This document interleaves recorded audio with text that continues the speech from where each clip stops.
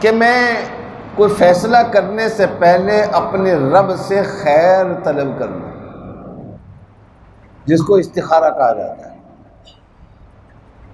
استخارہ کے لفظی معنی ہوتے ہیں طلب الخیر، خیر طلب کرنا۔ عام طور پر استخارہ کے معنی سمجھے جاتے ہیں اللہ سے مشورہ طلب کرنا، نہیں، اللہ سے ڈائریکٹ رابطہ جو ہے وہ صرف انبیاء علیہ السلام کا ہوتا ہے، اور انبیاء علیہ السلام کے ساتھ بھی اللہ کا رابطہ اللہ کی مرضی سے ہوتا ہے۔ یہ نہیں کہ نبی نے جب چاہا کال ملا لی، ایسا نہیں ہوتا۔ وَمَا نَتَنَزَّلُ إِلَّا بِأَمْرِ رَبِّكَ،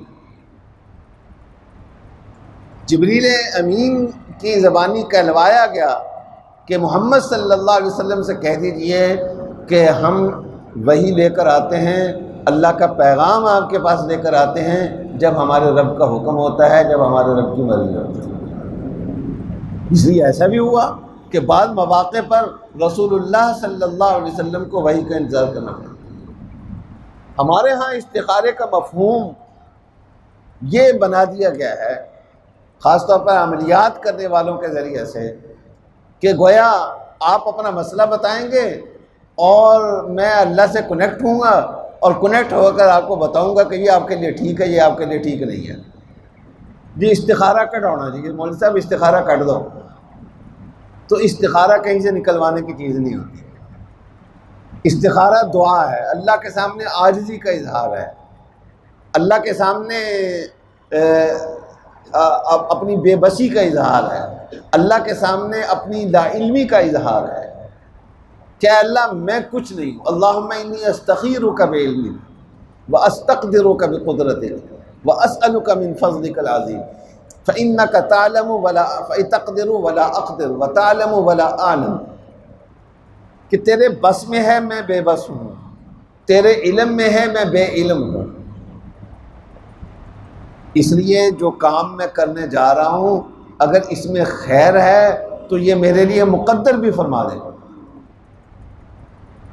اور میرے لیے آسان بھی کر دے۔ بعض اوقات خیر ملتی ہے دھکے کھا کر،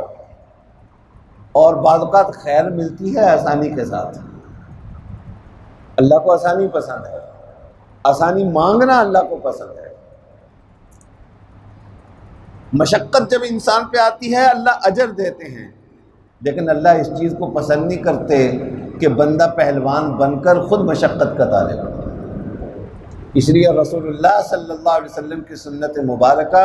ام المومنین حضرت عائشہ رضی اللہ تعالیٰ عنہ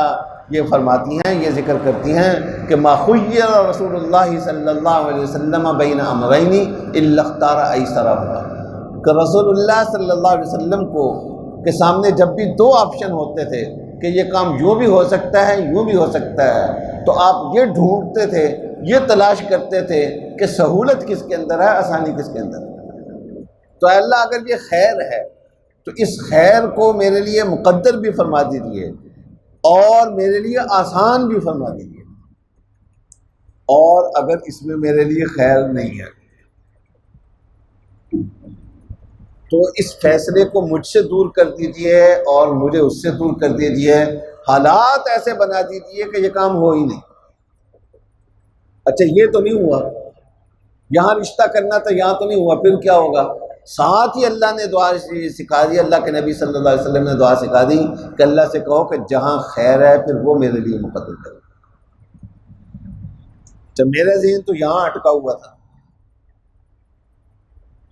یہ کرنا ہے،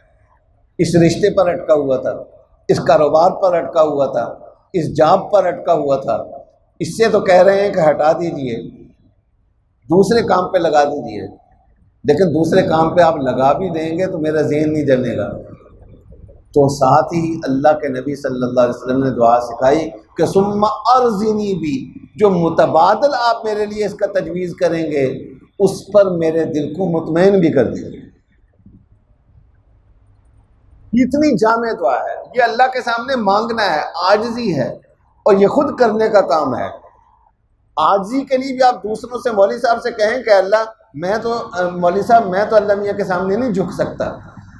اپنی عاجزی کا اقرار کر سکتا، میرے بیہاف پہ آپ ہی یہ کام کر دیں، اللہ میاں کو چٹھی لکھ دیں کہ میں بڑا عاجز ہوں میری طرف سے۔ تو استخارہ کا معنی ہوتے ہیں طلب الخیر۔ تو ایک تو یہ ہے کہ آپ جب کچھ کام کرنے لگیں انفرادی زندگی کے اندر، اپنی ذاتی زندگی کے اندر بھی، تو اللہ سے خیر طلب کر لیں، استخارہ کر لیں۔ ایک تو یہ سکھایا گیا۔